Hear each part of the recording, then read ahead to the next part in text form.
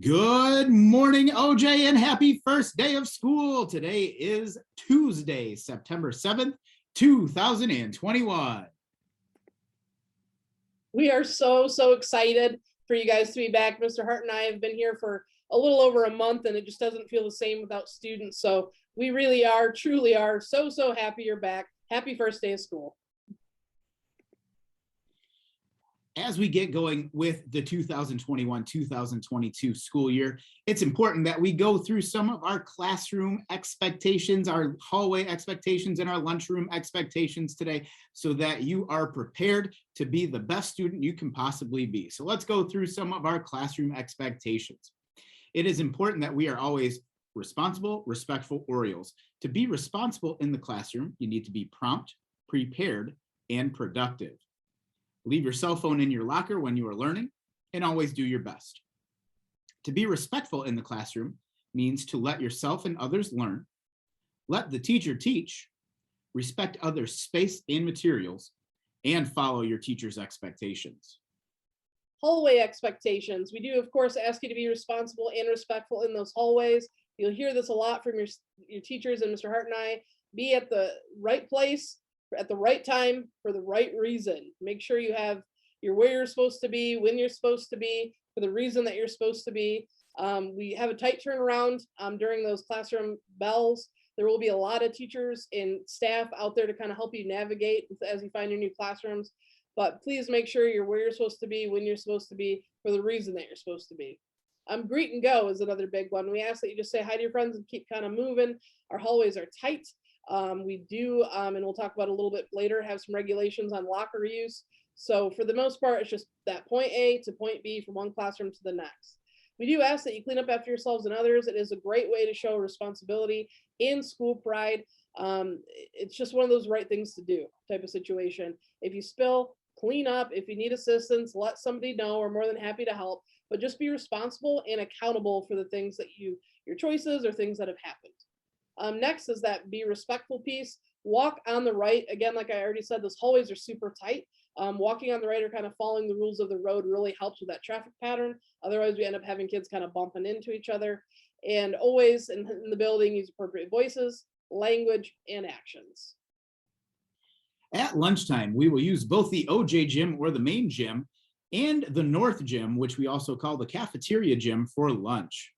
Students, you will be assigned the cafeteria that you will eat in based on who your third hour teacher is. And you can see the list below here on the screen. You can look at who your third hour teacher is, and then you'll know which gym you are going to have your lunch.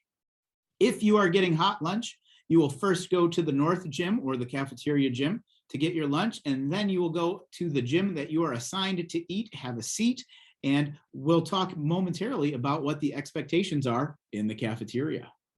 In those cafeteria expectations Mr. Hart was referring to, again, you're going to continue to see this theme, be responsible, being respectful. Like I already talked about once, it's that same concept, right time, right place, right reason. A lot of times students think that they can kind of wander the hallways and do some of those types of things during lunch. You may not. You are expected to get your lunch or bring your lunch from your locker and then go to your assigned cafeteria based on what Mr. Hart just said. We again ask you in those hallways to greet and go. There will be classes running during your lunch period, which is why we do ask you, obviously, not to wander the hallways, to greet and go, to be respectful of those other people's learning times. We do ask you in the cafeteria to choose and stay. So what that means is you choose a table with your friends and you stay there. We do not have a recess like some of our fifth graders, last year's fifth graders, now sixth graders are used to. You will be in the cafeteria for the duration of those 30 minutes. So we do ask that you choose your spot and then you stay there. You don't bounce from table to table. We do ask that you clean up after yourselves and others and that all the food stays in the cafeteria. That's really important. We do not allow food in classrooms, and we'll probably talk about that a little bit more later, but all that food needs to stay in the cafeteria. I can't tell you how many times Mr. Hart and I have smelled something kind of stinking from the hallway, and it's lunches from like weeks and weeks and weeks ago. Please eat what you'd like and dispose of what you wouldn't. Please do not bring that in the classrooms or the lockers. Be respectful. So again, use those appropriate voices, languages, and actions. Respect others' space and food. I can't speak for you guys, but I think it's pretty generally just what people prefer. I don't like people touching my food. So don't touch other people's stuff. Don't touch other people's food. Don't steal other people's food, that kind of stuff. There's just no reason for it. And it's kind of gross. It bothers me. And I'm sure I'm not the only one that feels that way. Be polite, be patient, and be inclusive. Just like it's been going on everywhere for the last year, we don't necessarily have a full staff. And so if lunch takes a little bit longer, be patient, be respectful with the people, like we've said all throughout the community, that did show up. Be respectful to the people who did show up, and be inclusive. If you see a kid that's a new student or maybe can't find a place to sit, ask them to join your table, make a new friend. One thing that you'll hear all of the staff members talking about here at OJ quite often is to be an Oriole. And a lot of people ask us, what does it mean to be an Oriole? And here are some of the things that you can do in the classroom, in the hallway, at lunchtime, anywhere within our school community. You do these things, you're being an Oriole.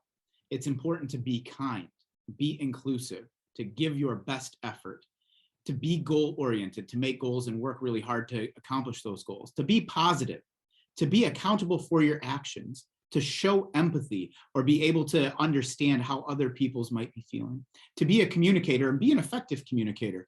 If something's bothering you, let somebody know. And also be a problem solver. If you can do all of those things, you'll be meeting that expectation of being an Oriole, and our school community will continue to be a great one. Lockers, I touched on this a little bit earlier. Lockers will only be used by students at the beginning of the day, at lunch, and at the end of the day. We do this largely for the physical distancing, but the longer you're here and in those hallways, the more you'll realize just how tight that is. And it's actually a little bit nicer. So you have a little bit more space to get your things, put your things away, whatever, what have you, and then kind of get to your next destination. So please be mindful of that. Lockers have been color coded to allow for the physical distancing. And what that means is that every day, and we do have a rotating schedule, that in the morning, in your classes and in the afternoons, students will be released in kind of a staggered release. So maybe one color will go first, and you'll wait 30 seconds, a minute, whatever that may be, and then you release the next color. And so we'll do that each day. So we'll call, hey, oranges, go to your lockers, wait a little bit. Whites, go to your locker, wait a little bit. Golds, go to your locker, and so on.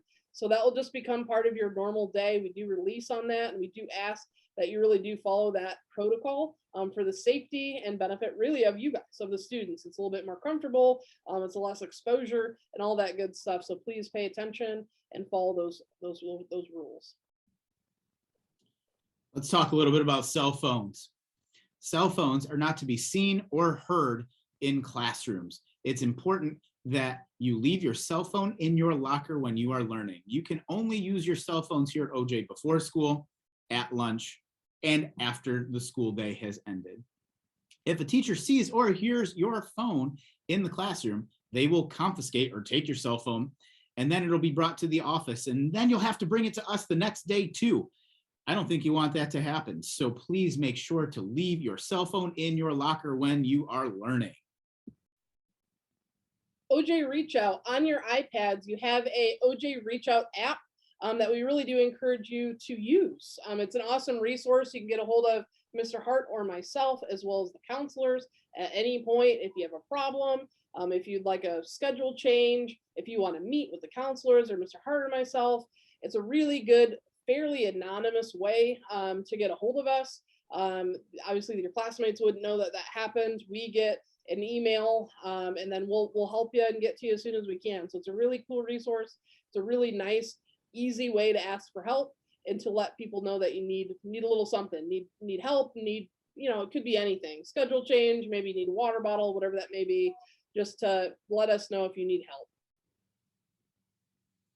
It's also important that you are safe here at school, and we're going to follow the safety protocols that have been passed by the LASD school board. That might include having to wear a mask. It's going to be a week-to-week decision based on the positivity rates here in our community. We're also going to practice physical distancing in classrooms. We're going to try to stay away from people by at least 3 feet as much as we can. And we're just going to be responsible, be respectful, be Orioles. We're going to respect each other's space. We're not going to touch each other's stuff. If we do all of those things, we'll be safe and we'll be able to be here in school. Something new for all of our students here at OJ is a new initiative called You Matter at OJ.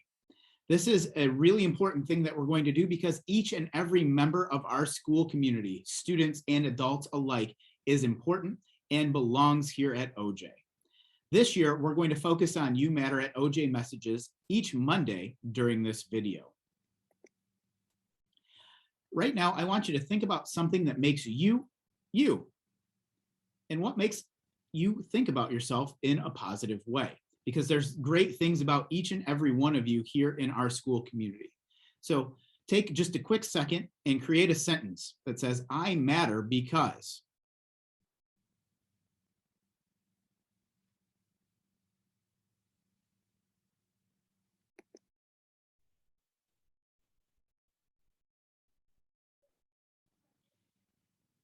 Each week, we'll also have a You Matter theme of the week. And this week's theme is really, really, really important to our middle school students because this is the time that a lot of you are starting to interact on social media.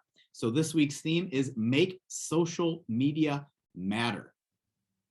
I want you to think about these things as you think about your social media. What message are you trying to show on social media? I'm not gonna lie, we have social media too, and we're trying to send a message each and every day. Miss Shaper-Cotter and I, we've got a Twitter account together. And you know the message we're trying to share there is that OJ is the best middle school on the planet. So those are the types of things that we're trying to convey. I want you to think about the message that you're showing on social media that you might be using. I also want you to think, do you think that what you put on social media shows that you matter as a person? And lastly, I want you to think about how do you think other people that look at your social media will view who you are? Do you think that they'll think that you matter when they're looking at your social media? If not, maybe you want to change what you're putting out there on social media. Again, social media it's becoming a thing that middle schoolers do. And I'm not going to lie, Miss Shaper-Cotter, how often do you think you and I deal with social media issues? Well, quite frequently. It's probably one of our biggest things we see in the office. Absolutely. Number one on my list. Make sure you're using social media appropriately and make sure that you're showing people that you matter when you use social media. As always, be responsible, be respectful, be an Oriole. We're so excited to have you guys here. Let's make it a great week. Go O's.